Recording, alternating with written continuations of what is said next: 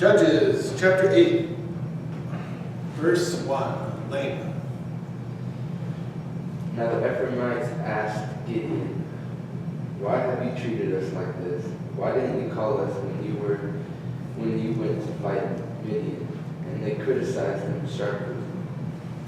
So it appears here that we have the beginnings, the genesis of the deep-seated hatred and division between northern Israel and southern Israel, the north and the south. Of course, this partition was mended for a short time under David and Solomon during the United Kingdom, and it certainly though reached its apex during the times of Rehoboam and Jeroboam after Solomon. Upon bringing the heads of the snakes, Oreb and Zev, to Gideon, the dissension had not only to do with honor, but also the possibility of claiming conquered land among the tribes. Not only conquered land, but also the wealth that would likely come from overcoming the Midianite army. Remember, in the world of the Bible, soldiers are paid kind of, it's just, whatever you can get, that's what you get. And so there was wealth, land, and honor that were lost. Verse number 2. So he said to them, "What have I done now in comparison with you? Is not the gleaning of the grapes of Ephraim better than the vintage of Abizar?" So what's going on here? Well, he's probably trying to diffuse the situation. And he's doing so by reminding Ephraim, the tribe that, by the way, is closest related to him in regards to geography, that all that Gideon really did was just blow some shofars and speak the name of Yahweh and break pottery vessels. That's all he really did. The battle belongs to the Lord. Chapter 8, verse 3. Ron, give that one, please. God hath delivered into your hands the princes of Midian for them, and what I was able to do in comparison to you. Then their anger was abated toward him when he said that. Okay. Gideon reminds the elders of the tribes that indeed he started the fight, but they undeniably finished it. And without them, the battle could not have been won. And certainly his soft answer, diffusing the situation, complimenting them, it turned away their wrath. We see later in Psalms, for example, 83:11, "Make their nobles like Oreb and like Zev, yea, all their princes as Ziva and as Zalmunna." So this long-lasting oral tradition of the account of Gideon put into the particular genre of song, and later in the book of Psalms. Verse number 4. Gideon and his 300 men, exhausted yet keeping up the pursuit, came to the Jordan and crossed it. Okay. No man was able to stand before them, as we understand that not one of the 300 chosen men, at least according to the text, perished in the ensuing battle. Faint from being up since midnight and pursuing their enemies out of the Jordan, or out of the valley of Jezreel, through the Herod Pass, past Beth-Shan, they came to one of the particular fords of the Jordan River. Now, just for your information, Jordan just means to descend or to go down from Dan. That's all it means. The headstream of the Jordan River. That's all it means. Verse number 5.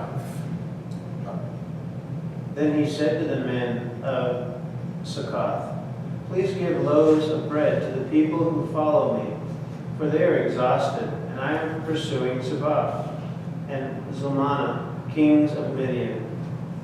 Okay, so, like I just said, they came from the valley of Jezreel through the Herod Valley, down into the Rift Valley, and now they're heading towards Sukkot. You can see Sukkot there on the map. Sukkot literally means tabernacles, tabernacles. It's located at the entrance of one of the mouths of the Jabbok River, one of the 4 main east-west wadi or nahal or drainage systems in Jordan. The Yarmouk, the Jabbok, the Arnon, and the Zered. 4 major east-west valleys that run through Transjordan that hook up the Rift Valley, which is where the Jordan River is, to the east. So they enter in one of the mouths of the Jabbok River on the eastern side of the Jordan Valley. The site is located about 30 miles away from Bet Shan, so that kind of gives an indication of how much land they had covered, about 30 miles south of Bet Shan, and about 8 miles north of Adam. Adam is one of the popular fords or crossing points of the Jordan River, and it's about 35 miles north of Jericho. Now, the small army sought assistance from their fellow Israelites. And we know that fellow Israelites live there because that's what Joshua chapter 13, verse 27 says. In the valley, talking about the allotment of the tribes, in the valley were Beth Haram, Beth Nimrah, Sukkot, Zaphon, and the rest of the kingdom of King Sihon of Heshbon, and it goes on and on. Of course, the Israelites conquered Sihon. So there were Israelites living at Sukkot. The site which was blocking the route Gideon needed to travel was not being petitioned to join the battle, only to feed the fellow Israelites. Now, it was possible that the Midianites were inflicting harm upon the tribes in Transjordan as they exited the Harod Valley and then went over into Transjordan. And we'll just keep that in mind as we continue. I think that's going to come into play here. Verse number 6. Lane? But the officials of Sukkot said, "Do you already have the hands of Zebah and Zalmunna in your possession? Why should we give bread to your troops?" Okay, and this is probably the reason why I bring it up, because the Israelites at Sukkot, they protested that since the 2 Midianite kings who were heading up the invasion, and Zebah, his name might mean something like deprived of protection, and Zalmunna, whose name may mean something like to whom shadow is denied. Maybe they were given their names after the fact. Nevertheless, they had probably recently passed Sukkot, the Israelite fortress, and they were still alive. And apparently their allegiances, the Israelite allegiances at Sukkot, lied with the Midianites and the Amalekites in their larger numbers than with their own men, their descendants, Gideon and his 300. Verse number 7. Ron? Gideon said, "Therefore, the Lord hath delivered Zebah and Zalmunna into my hand, then I will tear your flesh with the thorns of the wilderness and with briars." Thank you. Gideon now vows that the other half of the tribe of Manasseh, as you can see from the map, that is to say, those that are dwelling in Transjordan and living at Sukkot, they will be recompensed with death for shutting up their bowels of compassion on their brothers who are trying to hunt down the remaining seeds of the serpent. Verse number 8. Then he went up from there to Penuel and spoke to them in the same way. And the men of Penuel answered him as the men of Succoth had answered. Okay. As you can see on the map, the location of Penuel. So they having now passed Sukkot, heading up eastward on Wadi Jabbok, the main route. The next major site that they would have encountered was indeed Penuel. Now, coming to the site, inhabited by his relatives like Sukkot, and by the way, the site was named after the encounter Jacob had while he was wrestling with the man in Genesis 32. And even the very place where Jacob's name was changed to Israel, Gideon's relatives were not willing to lay down their life for their brothers, like those at Sukkot. They feared men and what the men could do to them. Verse number 9. So he said to the men of Gino, when I return to triumph, I will tear down this town. Okay, well, some of your translations might say when I come again in peace. And peace, or shalom, can be understood technically as meaning completeness or wholeness.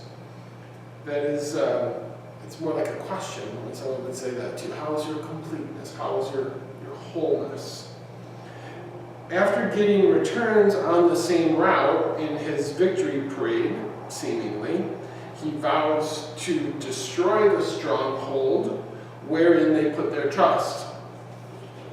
Now, of course, in the book of Numbers, the book of Nahum, chapter 1, verse 7, Yahweh is compared to an Iron Age fortress. Right? The Lord is a stronghold in the day of trouble.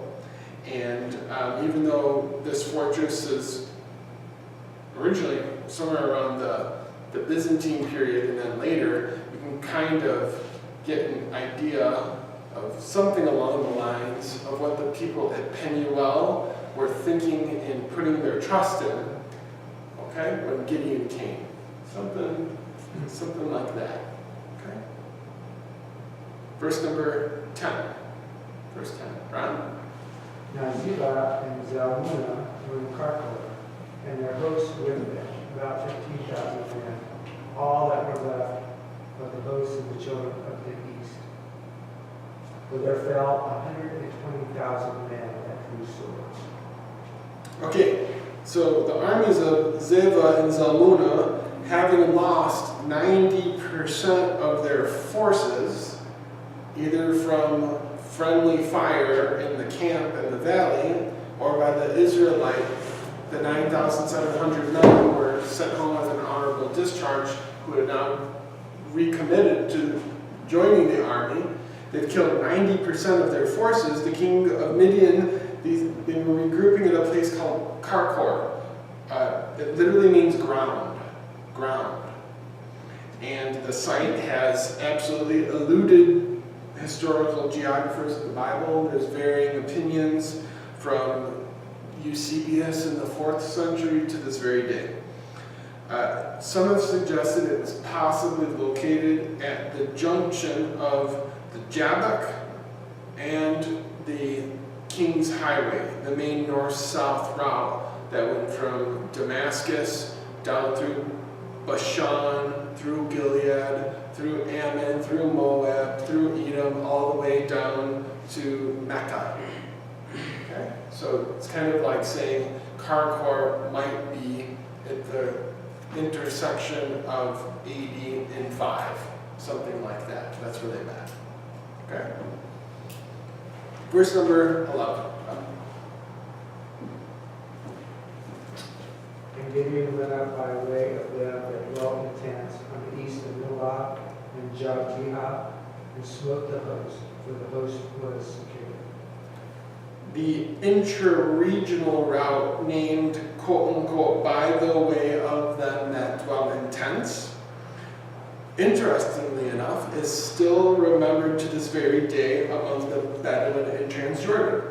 The name has slightly changed to the road of the nomads, which is really a close reading from this verse by the road of them that dwell in tents. And the etymology of names, of place names, have here's an example. When Edward Robinson in 1832 went to Palestine as the first modern geographer, he took with him his sidekick. His name was Eli Smith, who was an American missionary in Syria and Lebanon who spoke fluent Arabic. So when Robinson and Smith would come to a particular place name, they had a feeling, for example, that this place was, we'll say, Bet Shan or something like that. They would not ask the local Arabs, is that Bet Shan? because the local Arabs, especially since they're paying them, they would want to accommodate the foreigner and say, oh yeah, that's it. But instead, the smith would ask them, what do you call that place? What do you call that place? And then the Arab would say something like, Betin, Betin. And they would connect the sound of Betin and Betchan, and maybe that would be Betchan. All we need to do now is do some more homework and do some excavating and some digging and see if indeed that is the place. So the place name can stay. And here's an example of how a place name for millennia, right, can stay with the place. Pretty neat. Now, back to verse number 11. The kings were feeling secure, and they were feeling that they were out of the reach of Gideon, and they apparently thought that it was not necessary to set up sentry upon the camp borders as they rested for the night. Verse number 12. When Zebah and Zalmunna fled, he pursued them, and he took the 2 kings of Midian, Zebah and Zalmunna, and routed the whole army. Okay. Gideon and his men likely attacked their base as they had the previous. Used the same methods. Shofars, torches, calling upon the name of the Lord. These kings are set forth as an example to other Gentile nations to what happens when a nation seeks to take for themselves the land of God and the possessions of the people in the land of God. And this is in the previously mentioned Psalm 83. So they're set as standards or types, examples of Gentile nations who have attempted to take for themselves the land and the possessions of the people of God. Psalm 83, verses 11 and 12. Verse number 13. Verse 13. Ron? And Gideon, the son of Joash, returned from the battle before the sun was up. Thank you. Gideon and his men were able to burst asunder the cords of the wicked, remove the oppressors from their land, and do all of that in just over 24 hours. Just over 24 hours. Now, the phrase before the sun was up, at times in Scripture, the rising of the sun is connected to deliverance of the righteous and condemnation of the wicked. One example would be like in Genesis 19:15. When the morning arose, then the angels hastened Lot, saying, "Arise, take thy wife and thy 2 daughters which are here." So you have the rising of the sun being connected with the deliverance of the righteous and the condemnation of the wicked. Also in Malachi chapter 4, verse 2 is another example of others. Right? The Son of Righteousness shall arise with healing in his wings, and you shall go forth and tread upon the wicked, is the next phrase. Okay? So just an idea, a picture, a motif used throughout the Scriptures. Nevertheless, this verse marks the 4th S in this cycle. The 4th S in this cycle, which is salvation. Verse number 14. Verse number 14. Lane? Caught a young man of Sukkot and questioned him. And the young man wrote down for him the names of the 77 officials of Sukkot, the elders of the town. That's interesting that your translation says wrote down. Mine says described unto him. Okay. In a previous lecture, we did show epigraphical evidence that literacy to some extent, was right by the archaeological object in Israel at the time of the Judges. To what extent we don't know, but okay. Well, having taken a fellow Israelite in this instance as a prisoner of war amongst the mercenaries of the Midianites, and he likely joined their forces when they marched past their city. Gideon now demands of him to describe the features, the physical features of the nobility, if my translation is correct.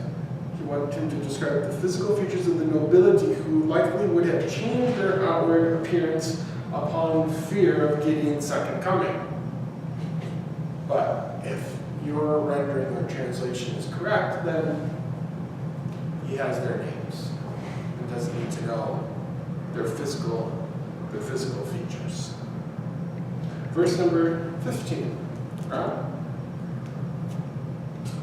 And he came unto the men secondly and said, Behold, Zabad and Zebulun, with whom ye did upbraid me, saying, Are the hands of Zabad and Zebulun now in thy hands, that we should give bread unto thy men that are weary?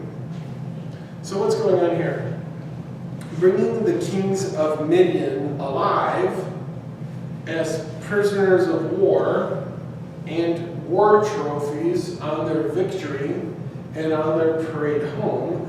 Gideon rebukes those from his own tribe, even though they live on the other side of the Jordan Rift. He rebukes those from his own tribe because they did not believe that the battle was of the Lord. Verse number 16. And he took the elders of the city, and thorns of the wilderness, and briars, and with them he taught the men of Succoth.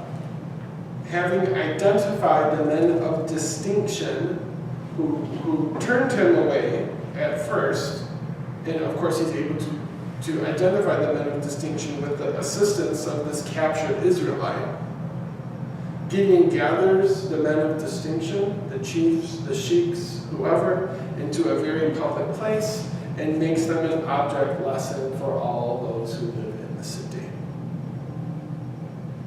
Verse number 17. Wayne? He also pulled down the tower of Peniel and killed the men of the town. As promised, he returned and destroyed their fortress in which they trusted, and also publicly executed the men of distinction, even though they're from his own tribe. Verse number 18. Ron? Then he said unto Ziba and Zebulun, What manner of men were they who eat food at table? And they answered, As thou art, so were they. Each one resembled the children of a king.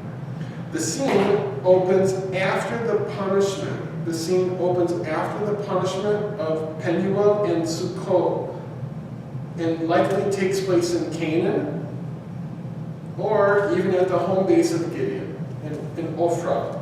The oppression of the Midianite kings is clarified as we learn more data of their carnage.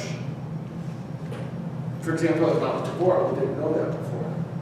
The one slain at Mount Tabor could likely have been those Israelites who were, like the mice we mentioned, holed up in the caves and in the crags of the mountains. That's Judges chapter 6, verse 2.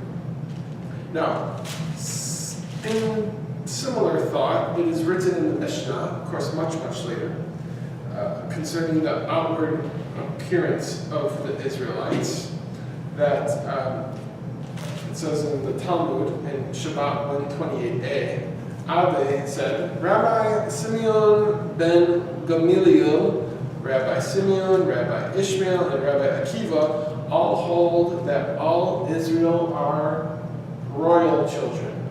That they are all royal children. And that kind of fits nicely with this thought and practice that they were described, the Israelites were described as children of the king in their outward significance. Verse number 19. Verse number 19.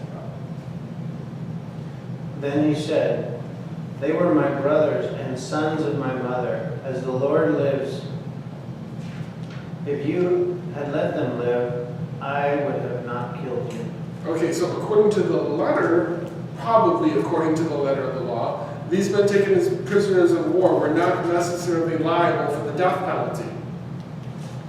And we see an example of that later, even though it's 700 or 500, whatever years later, I should say, in 2 Kings 6:22, when Elisha brings the men of Syria from Dothan to Samaria, and the king of Israel says unto Elisha, my father, shall I smite them? Shall I smite them? And Elisha says, thou shalt not smite them. Wouldest thou smite those whom thou hast taken captive with thy sword and with thy bow? Set bread and water before them, that they may eat and drink and go their way. And prepared great provisions for them, and they went their way. So the bands of Syria come no more into the land of Israel. So apparently, they weren't necessarily liable for the death penalty. Nevertheless, being murderous men, and to bestow some honor back to his clan, Gideon must execute the kings who murdered his cousins on his mother's side of the family. Verse number 20. Ron? And he said to Jether, his firstborn, up and slay them. But the youth drew not his sword, for he feared, because he was yet a youth.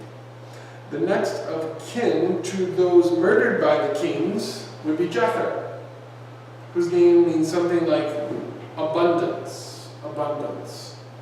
And being a nar, which is hard to pin down, it means a young person. It could be a teenager. It could be even older. I think in the Abraham Isaac account in Genesis chapter 22, where he says, "Take now thy son, thy only son, Isaac whom thou lovest, and get thee into the land of Moriah, and offer him therefore a burnt offering upon one of the mountains which I will tell thee of." I'm not sure if the word for son there is nar, or nar is used later in that account. I'm like 99% sure it's using that account. But the reason I bring that up, because if you do the chronology, and Sarah dies right after that, so is there a cause and effect there? Is Sarah dying because what Abraham just did with the miracle baby? You know? But the reason I bring all that up, because if that is the case, where they're chronologically right after each other, Isaac would have been 37 when he was offered up on the altar in Genesis chapter 22. Because Sarah dies when she's 127, and he was born when she was 90. And so, if that is the case, then a 37-year-old is called a nar, a young man. Maybe it's not until you get to 40, or that, I don't know, where that switches. But it just paints a different picture of the willingness of Isaac, I think. And he fully was totally aware of what was going on. If you're 37 compared to 13, maybe, you know. But Jether, abundance, he was given the task here of perpetually shaming the two kings, because they would have been executed by a nar. And the only thing would have been worse than that, of course, as we'll see in our next class, is being killed by a woman. Verse number 21. So Ziba and Zalmunna said, "Rise yourself and kill us, for as a man is, so is his strength." So Gideon arose and killed Ziba and Zalmunna, and took the crescent ornaments that were on their camels' necks. Thank you. Desiring to die quickly and not suffer, as well as with some dignity, these kings beseech Gideon, the man of war, right, to execute them. The decorated beasts of burden would have obviously reflected the wealth, the status symbol, as well as probably the religion of the kings riding upon it. Now, some have suggested that some of the ornaments on the camels were fashioned after the moon, and thereby they could be paying tribute to Ashtaroth, the Phoenician moon goddess. It's very probable that whatever was inscribed on these ornaments, on the camels, was a reflection of that. Not only their wealth, their power, their rank, but their religion as well. Verse number 22. Lane? The Israelites said to Gideon, "Rule over us, you, your son, and your grandson, because you have saved us out of the hand of Midian." Having already proven fit to have governmental and military skills, and the nation is desperately seeking a monolithic leadership, a delegation of the leaders of the different clans or tribes of Israel, maybe it could even be the 300 men who went to war with him. They attempt to persuade Gideon and his sons to be the first ever ruling dynasty in Israel's history. Verse number 23. Ron? And Gideon said unto them, I will not rule over you, neither shall my son rule over you. The Lord shall rule over you. So refusing the request for the scepter to depart from Judah to Manasseh, Gideon rejects their notion for him to rule as a king in a monarchy. But he chooses rather to continue functioning as a judge in this loose-knit theocracy all the days of his life. Verse number 24. Then Gideon said to them, I would like to make a request of you, that each of you would give me the earrings from his plunder. For they had golden earrings, because they were Ishmaelites. Now, knowing that they would hardly turn down his offer, Gideon asks for one earring from each of the men slain in battle. Now, the historian Pliny, much later, also states that it was fashionable for men of the East to wear earrings. Okay? So when an Israelite soldier would have come upon a slain Amalekite or Midianite, at the proper time, they would have robbed that corpse of its precious jewels. So all Gideon is asking is that everyone would throw into the pot one earring for each of the men that he killed. The proper noun Ishmael became used as a common noun. It became used as a common noun to describe desert tribes in general, such as the Midianites, who we see here from Genesis chapter 25, verse 2. Their lineage is traced to a different son of Abraham through his second wife, Keturah. She, Keturah, bore him Zimran, Yakshan, Medan, Midian, Ishbak, and Shua. So, once again, the proper noun Ishmael later became used as a common noun to describe the desert tribes in a very general way. Okay? Verse 25. Verse 25. Lane? They answered, "We'll be glad to give them." So they spread out a garment, and each man threw a ring from his plunder onto it.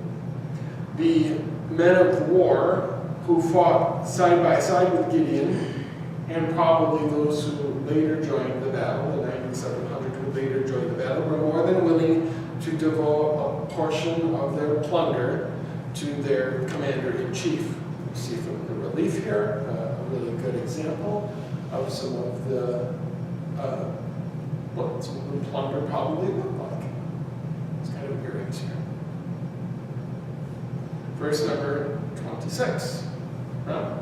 The weight of the golden earrings that he requested was 1,700 shekels of gold, besides ornaments and collars and purple raiment that was on the kings of Midian, and besides the chains that were around their camels' necks.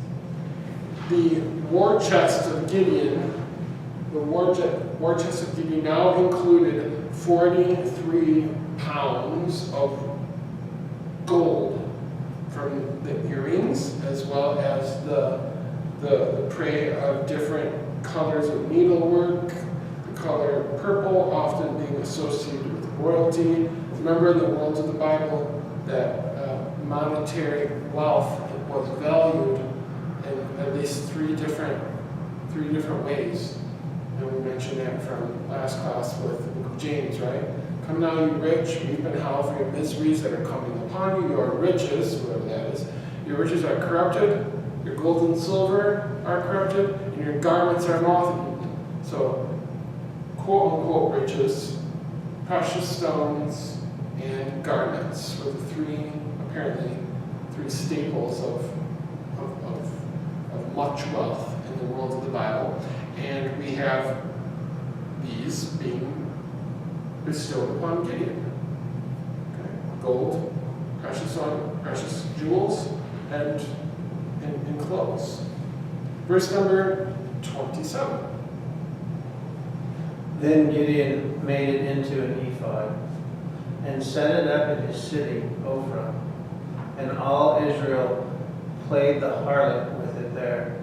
It became a snare to Gideon and to his house. Okay, because there is a wide range, wide variety of data in the scriptures about an ephod and how it functions in different contexts.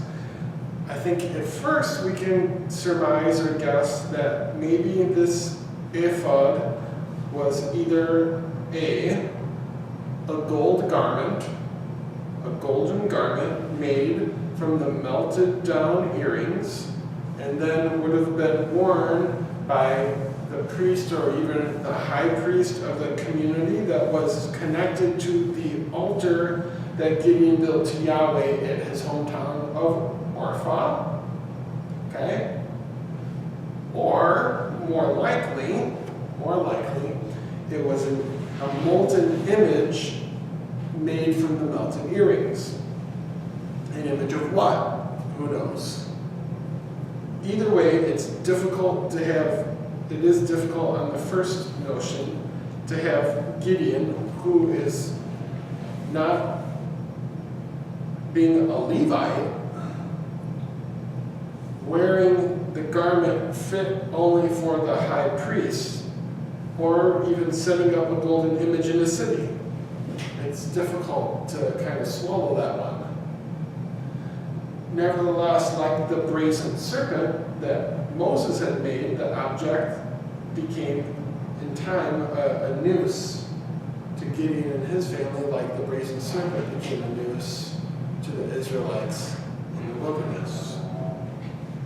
Verse number 28, Lane. Thus Midian was subdued before the Israelites, and did not raise its head again. During Gideon's lifetime, the land enjoyed peace 40 years. Indeed, this is the last mention of the men of Midian attacking Israel and the rest of the scriptures. All future references to the Midianite military either reference them in the context of this narrative, looking back at this narrative, or they just mention the region of Midian in passing. Now, according to John Garstang, who we're using as our chronological peg for the book, this 40-year period of rest occurred between 1154 and 1114. Between 1154 and 1114. So did the Midianites just assimilate? I don't think they necessarily assimilated. We're not really sure what happened to them because I don't think they're mentioned in any other sources outside of the scriptures. And this is the very last mention of any conflict with the Midianites and the Israelites. And it's just kind of, we don't know. We don't know what happened to them. So this turned out to be a snare for Gideon. Right. And something where power kind of crooks. And he takes advantage of this and takes the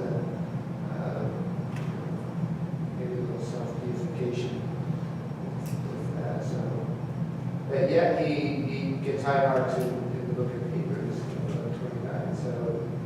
So it looks like we're juggling these good parts and bad parts.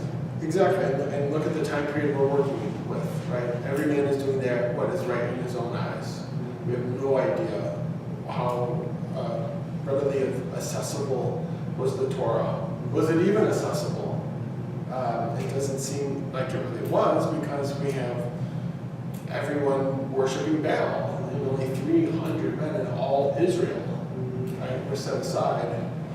So, And he may have been looking at the Ephraimites as well. They're not representing God very well, but will now represent God. Or, who knows what's going through these people's minds? good point. Verse number 29. Lane? Jerubbaal, son of Joash, went back home to live. Okay, after the ceasing of the oppression, Jerubbaal, or who is Baal, continued his ministry as a judge.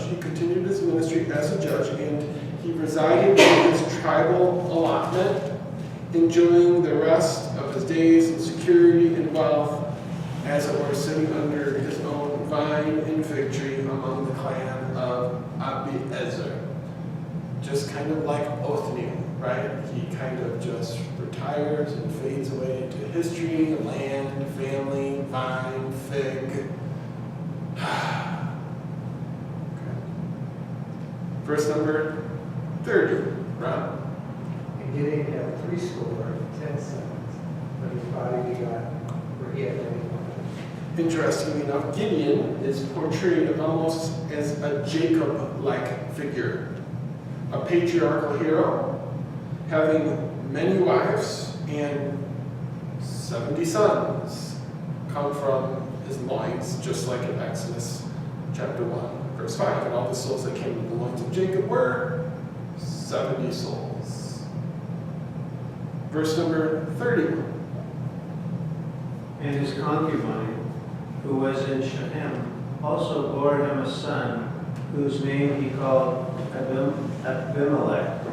Preparing a historical backdrop for the following narrative, the author informs us of an alliance vis-a-vis a political marriage that Gideon had between the city center of Shechem, probably inhabited by Canaanites, and his own clan. A political marriage, an alliance between the Canaanites at Shechem and his clan. Upon his occasional visits to Shechem, likely to maybe judge a matter or something along those lines, a son was born, and the son's name means, quote unquote, Abimelech, my father is king. My father is king. Verse 32. Right? Gideon, son of Joash, died at a good old age and was buried in the tomb of his father Joash in Ophrah of the Abzurites. Only, we already mentioned his links, his parallels with Jacob. Now, only 2 other people in the scriptures are mentioned as dying in a quote-unquote good old age. And those being the patriarch of the faith, Abraham, Genesis 25:8. Then Abraham breathed his last breath and died at a good old age. And the first king, David, died at a good old age. 1 Chronicles 29:28. So we have links with the 3, as it were, heroes of the faith, with Gideon, Jacob, and then just like Abraham, just like David, the only 2 other people mentioned in the whole canon of Scripture as also dying in a quote-unquote a good old age. Upon his death, Gideon was given a proper burial, gathered to his people in the family burial vault, probably located somewhere in eastern Manasseh. So, go to Israel on a 6-month visa, hire an Arab guide, take me with you, let's find Orpha, and then once we find Orpha, hopefully we can find the tomb of Gideon. Wouldn't that be pretty neat? Is it there? It's eluded geographers to this day. I'm sure it's there. Yeah, I'm sure they probably prayed it if it's not Yeah, there. exactly. That verse, honor your mother and father, is the only commandment that comes with a promise, and you will live a long life. From You will live a long. the Exodus chapter 20, Help me. how does this relate to? I'm hearing you say they're the only ones in the canon that have lived, that it says they lived a long life. Right, so there's, And something's coming to mind in the promise of honoring your mother and father, and you will live a long life. right, honor thy father and mother that it may be well with thee and thou mayest live long on earth. Okay. That's the phrase, right. But the author of the book of Judges is deliberately, I think, linking Gideon with these other heroes, Okay. pillars of the faith, by using the same verbiage I see. on their death. I see. Yeah. So being good students, right, when we read, like lights should go off, like, oh, good old age. I remember Abraham was buried in a good old age. David was buried in a good old age. What's going on here that would link these three guys together? Maybe. Mhm. You know, too much into it, but maybe. Verse number 33. Ron? Came to pass as soon as Gideon was dead, that the children of Israel turned again and ran a whoring after David, and made Baal their reef, their god. The cycle of apostasy continues upon the death of the judge, as the children of Israel play the harlot with the god Baal, Baal of the covenant. That's what Baal Berit means. Or it could mean Baal Beirut, maybe, like as in Phoenicia, i.e. Lebanon today. Maybe.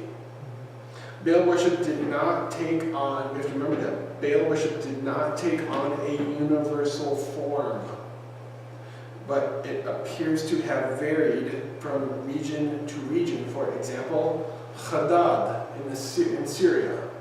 Hadad was a version of Baal that was worshipped in Syria. So you have, Baal Berit, Ben Hadad, Baal Perazim, these different variations of Baal worship. The city of Beirut, though a very ancient city, is not mentioned in the Bible. And it literally means the city of wells, the city of wells. Verse number 34. Thus, the children of Israel did not remember the Lord their God, who had delivered them from the hands of all their enemies on every side. Thank you. The safety and security of the nation of Israel during this period, where no outside forces were oppressing them. Now, why were there no outside forces oppressing them?